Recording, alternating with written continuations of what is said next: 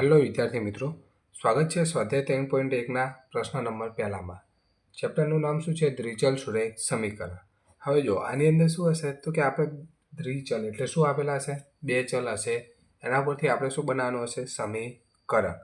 હવે જો પહેલો દાખલો શું છે તો કે ધોરણ 10માં વિદ્યાર્થીઓના ગણિતના કોયડાની સ્પર્ધામાં ભાગ લે છે.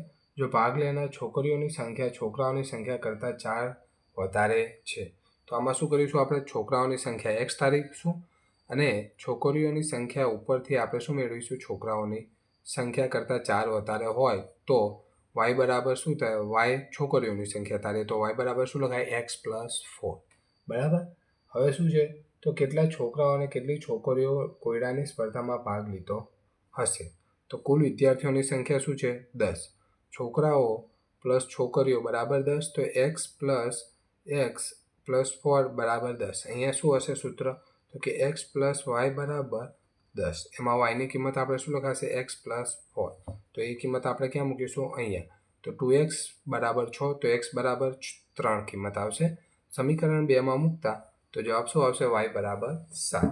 એના ઉપરથી છોકરાઓની સંખ્યા આવી જાય 3 અને છોકરીઓની સંખ્યા છે 7. કેટલી છે? છોકરાઓની સંખ્યા છે 3 અને છોકરાઓની સંખ્યા છે 7. હવે જોઈશું આપણે બીજો દાખલો.